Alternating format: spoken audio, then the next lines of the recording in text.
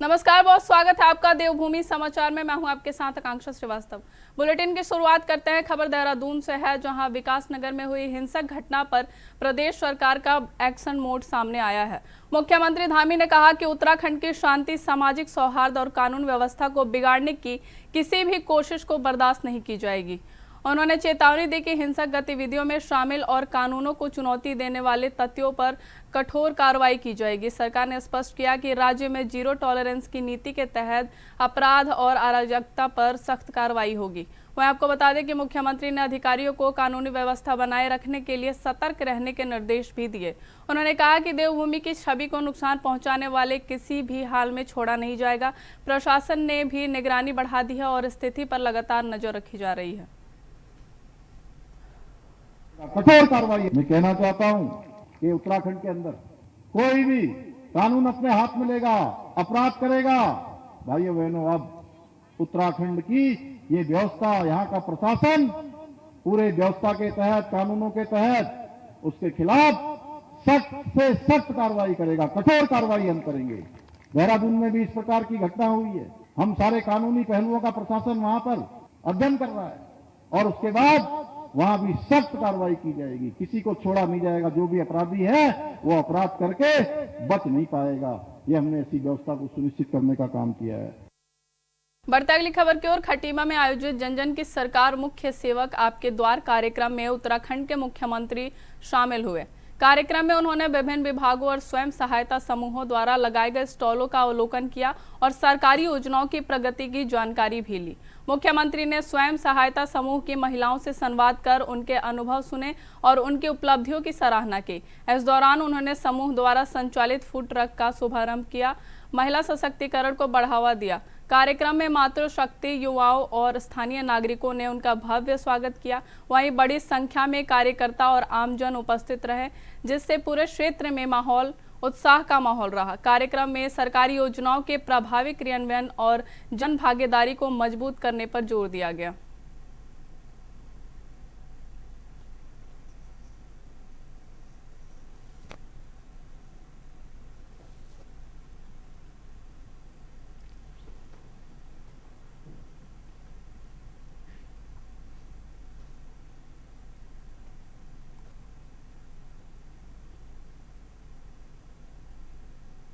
बढ़ते अगली खबर की ओर। प्रदेश में बढ़ते अपराधों पर नियंत्रण के लिए राज्य सरकार के निर्देश पर पुलिस प्रशासन द्वारा लगातार चलाया जा रहा ऑपरेशन प्रहार लगातार जारी है। सरकार इस अभियान को अपराध नियंत्रण की दिशा में प्रभावी कदम बता रही है। हालांकि विपक्षी दल कांग्रेस ने इस ऑपरेशन पर सवाल उठाए हैं। प्रदेश प्रवक्ता शीशपाल सिंह बिष्ट ने आरोप लगाया कि राज्य में अपराध घटने के बजाय बढ़ रहे हैं और यह कार्रवाई कई मामलों में निर्दोष लोगों पर हो रही है। उन्होंने कहा कि हत्याएं, दुष्कर्म, चेन स्नैचिंग और महिला अपराध की घटनाएं अभी भी चिंता का विषय बनी हुई है। कांग्रेस का कहना है कि जब तक अपराधियों में कानून का डर नहीं होगा, तब तक ऐसे अभियानों का प्रभाव सीमित रहेगा। साथ ही नशे के बढ़ते कारोबार और कथित पुलिस रसूखदार गठजोड़ पर भी सवाल उठाए गए हैं। पार्टी ने निष्पक्ष और सख्त कार्रवाई की मांग की है।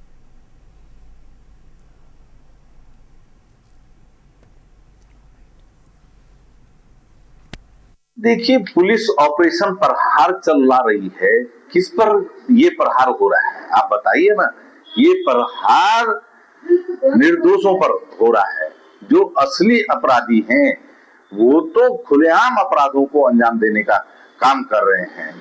हत्याएं हो रही हैं, बेटियों के साथ बलात्कार हो रहे हैं, चेन स्नैचिंग की घटनाएं हो रही हैं, महिला अपराध नहीं रुक रहे हैं। अगर जब तक अपराधियों में पुलिस का खौफ नहीं होगा, कानून का खौफ नहीं होगा, तो ऐसे जो है ऑपरेशन प्रहार का क्या फायदा है। बढ़ते अगली खबर की ओर। डोईवाला में केंद्र सरकार के सेवा, सुशासन और विकास के 12 वर्ष पूरे होने पर जन कल्याण शिविर आयोजित किया गया। विकास खंड कार्यालय में आयोजित इस कार्यक्रम में विभिन्न विभागों ने अपनी योजनाओं की प्रदर्शनी लगाई। वहीं मुख्य अतिथि विधायक बृजभूषण गौरोला और नगर पालिका अध्यक्ष नरेंद्र नेगी ने कार्यक्रम में शिरकत की। उन्होंने स्टॉलों का अवलोकन कर योजनाओं की जानकारी ली और जन कल्याणकारी योजनाओं के क्रियान्वयन की सराहना भी की। वक्ताओं ने कहा कि सरकार की नीतियां विकसित भारत के लक्ष्य को मजबूत कर रही है। शिविर में आम जन को विभिन्न योजनाओं की जानकारी दी गई और लाभ पहुंचाने पर जोर दिया गया। कार्यक्रम में बड़ी संख्या में लोग उपस्थित रहे और सरकारी प्रयासों को सकारात्मक बताया गया। लोगों ने योजनाओं को लाभकारी बताते हुए सरकार के प्रयासों की सराहना की और भविष्य में निरंतर विकास की अपेक्षा जताई गई है।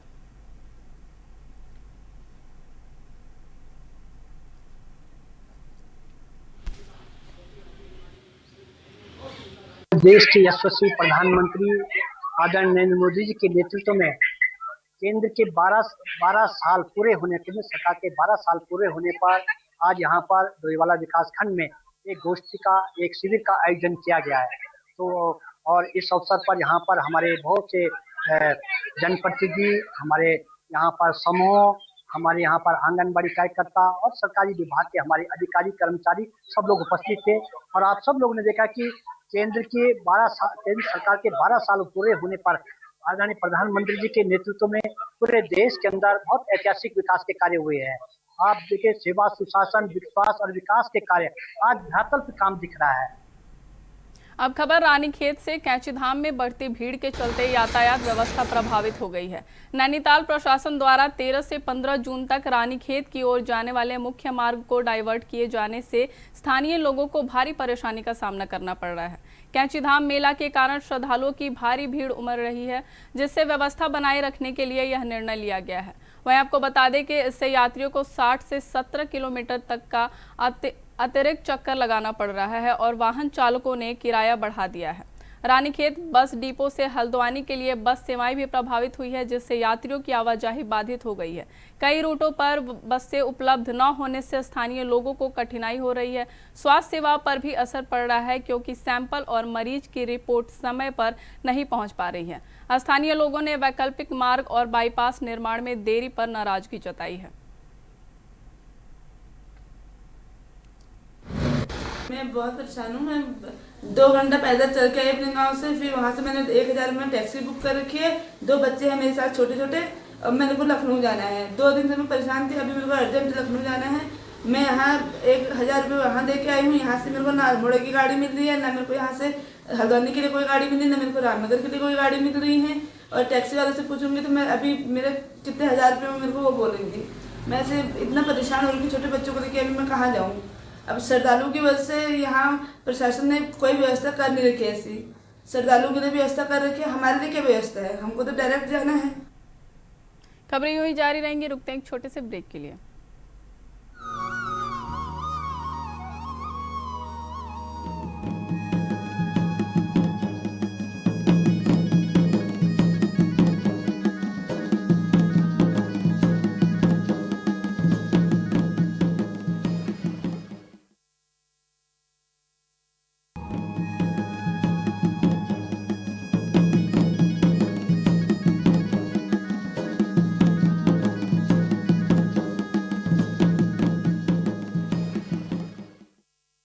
ब्रेक के बाद फिर से स्वागत है आप सभी का। बढ़ते हैं खबरों की ओर। देहरादून में उत्तराखंड अधीनस्थ सेवा चयन आयोग की स्नातक स्तरीय परीक्षा को शांतिपूर्ण और पारदर्शी ढंग से संपन्न कराने के लिए दून पुलिस ने व्यापक तैयारियां पूरी की है। पुलिस ने सभी परीक्षा केंद्रों का निरीक्षण कर सुरक्षा व्यवस्था को मजबूत किया है। केंद्रों पर सीसीटीवी कैमरे, कंट्रोल रूम और जैमर की व्यवस्था की गई है, ताकि किसी भी प्रकार की नकल या अनियमितता रोकी जा सके। वहीं अभ्यर्थियों की सघन तलाशी और चेकिंग की जाएगी। इसके साथ ही मोबाइल पुलिस पार्टी को सक्रिय रहने के लिए कहा गया है। होटल, लॉज और गेस्ट हाउसों पर भी निगरानी बढ़ा दी गई है, ताकि बाहरी गतिविधियों पर नजर रखी जा सके। पुलिस प्रशासन ने परीक्षा को निष्पक्ष और सुरक्षित माहौल में संपन्न कराने का दावा किया है।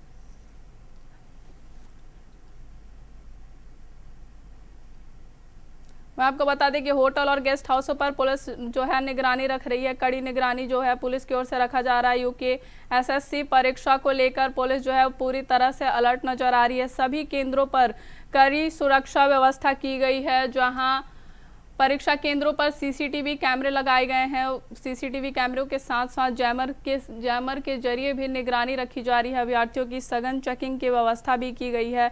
होटल और गेस्ट हाउसों पर पुलिस जो है कड़ी निगरानी रख रही है। परीक्षा को ध्यान में रखते हुए पुलिस जो है अलर्ट मोड में नजर आ रही है। यूकेएसएससी परीक्षा को लेकर पुलिस जो है अलर्ट नजर आ रही है। सभी केंद्रों पर कड़ी सुरक्षा व्यवस्था की गई है। पुलिस जो है परीक्षा केंद्रों पर कड़ी निगरानी बनाए हुए है। परीक्षा केंद्रों पर सीसीटीवी और जैमर द्वारा निगरानी रखी जा रही है। अभ्यर्थियों की सघन चेकिंग की जा रही है और होटल और गेस्ट हाउसों पर पुलिस जो है वो कड़ी निगरानी जो है बनाए हुए है।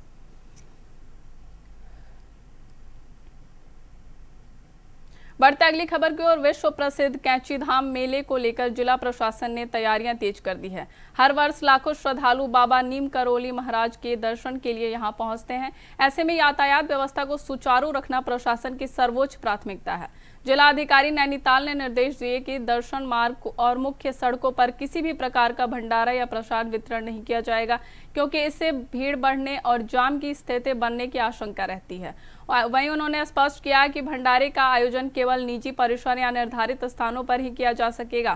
प्रशासन ने कहा कि नियमों का उल्लंघन करने वालों पर सख्त कार्रवाई की जाएगी। पुलिस और प्रशासन को अलर्ट पर रखा गया है ताकि मेले के दौरान श्रद्धालुओं को किसी भी प्रकार की असुविधा न हो। व्यवस्था को सुचारू रखने के लिए लगातार निगरानी की जा रही है और सभी से सहयोग की अपील की गई है।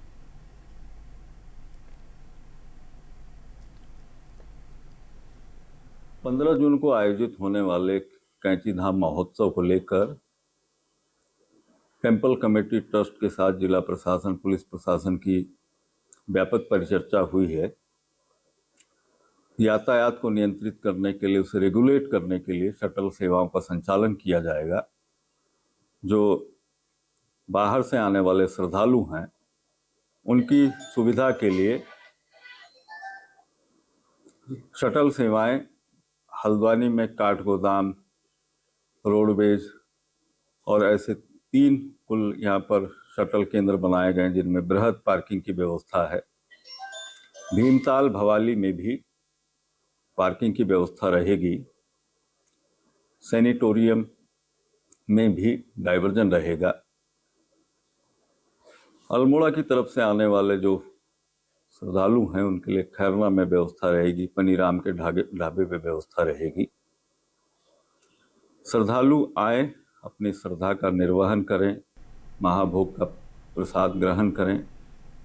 बढ़ते अगली खबर की ओर। सितारगंज में प्रबुद्ध सम्मेलन आयोजित हुआ, जिसमें समाज के शिक्षाविद, अधिवक्ता, चिकित्सक, पत्रकार, व्यापारी संगठनों ने प्रतिनिधि और सामाजिक कार्यकर्ता शामिल हुए और राष्ट्र और समाज से जुड़े विषयों पर विचार साझा किए। कार्यक्रम में उत्तराखंड के कैबिनेट मंत्री सौरभ बहुगुणा ने भी भाग लिया। उन्होंने अपने संबोधन में कहा कि प्रबुद्ध वर्ग समाज और राष्ट्र निर्माण में महत्वपूर्ण भूमिका निभाता है। उन्होंने सभी वर्गों से सामाजिक विकास और जनहित में मिलकर कार्य करने का आह्वान किया।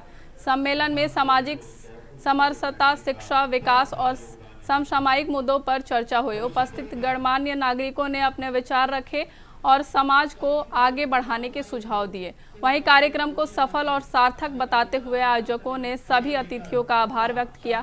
सम्मेलन से सामाजिक एकता और जागरूकता को बढ़ावा भी मिला।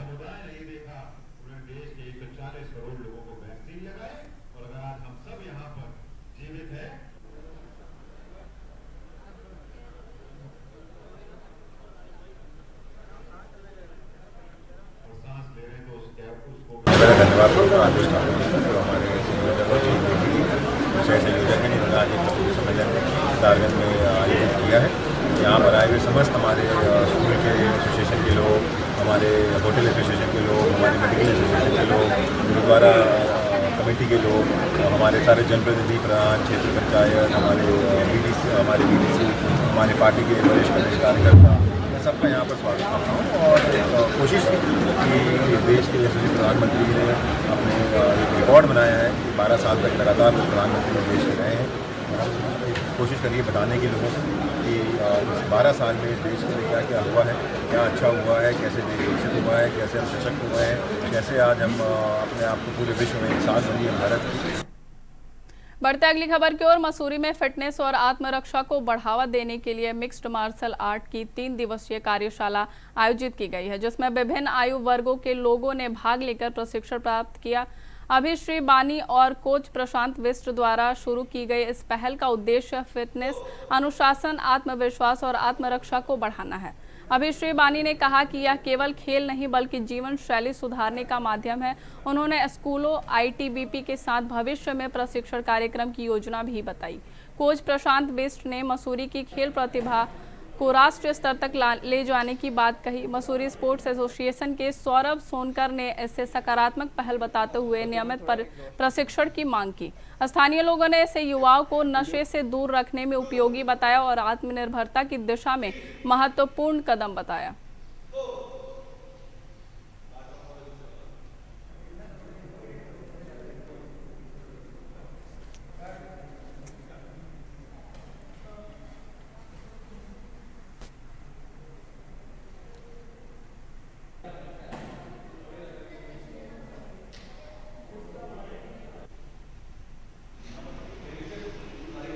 वो तो मैं थोड़ा एग्जॉस्टेड हूँ। वीडियो 2 3 4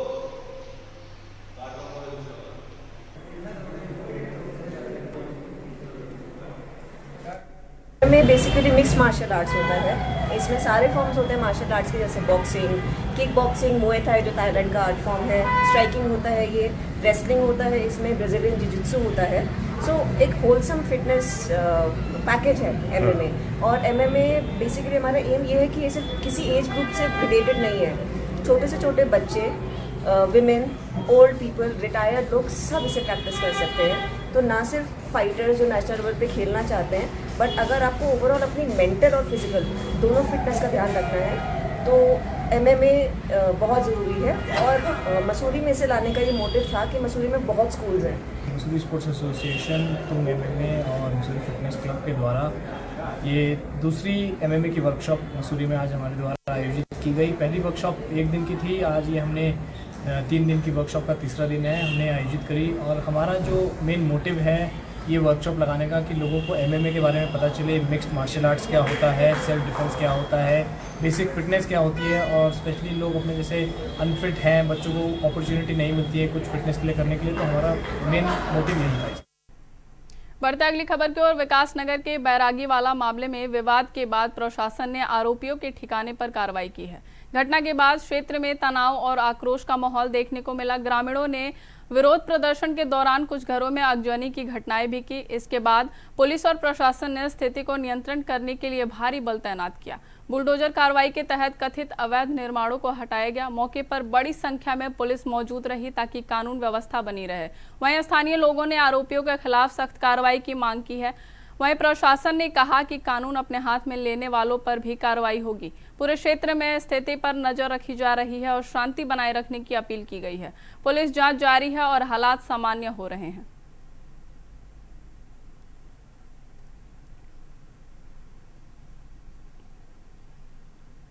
बढ़ते अगली खबर की ओर। उत्तराखंड सरकार ने लोकायुक्त अध्यक्ष और सदस्यों की नियुक्ति प्रक्रिया को आगे बढ़ाते हुए खोजबीन समिति का गठन किया है।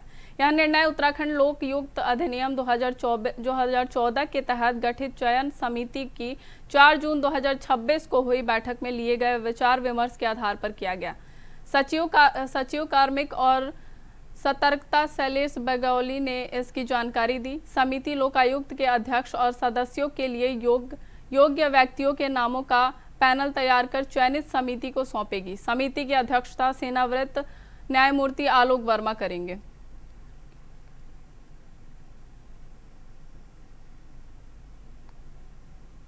बढ़ते अगली खबर की ओर। देहरादून में आगामी मानसून और संभावित आपदा को देखते हुए जिलाधिकारी डॉक्टर आशीष चौहान ने सभी विभागों के साथ आपदा तैयारियों की समीक्षा की। डीएम ने नालों की सफाई, नदियों के चैनलाइजेशन, पुलों के पास मलबा हटाने, संवेदनशील पेड़ों की जांच और राहत बचाव संसाधनों को सही रखने के निर्देश दिए। उन्होंने स्पष्ट कहा कि मानसून के दौरान सभी विभाग 24 घंटे अलर्ट मोड पर रहे और लापरवाही बिल्कुल बर्दाश्त नहीं की जाएगी।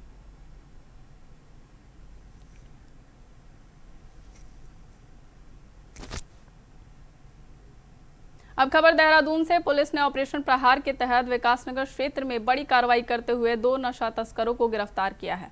पुलिस ने आरोपियों के कब्जे से 212 ग्राम अवैध चरस और 6.81 ग्राम स्मैक बरामद की है। जांच में सामने आया कि गिरफ्तार आरोपियों में से एक पहले भी नशा तस्करी के मामले में जेल जा चुका है। पुलिस के अनुसार यह कार्रवाई नशे के खिलाफ चलाए जा रहे अभियान का हिस्सा है।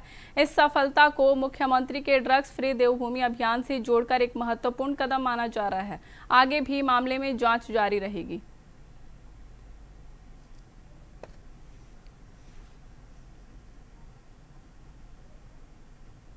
फिलहाल मेरे साथ इस बुलेटिन में बस इतना ही। देश और दुनिया की तमाम खबरों के लिए देखते रहिए इंडिया वॉइस। नमस्कार।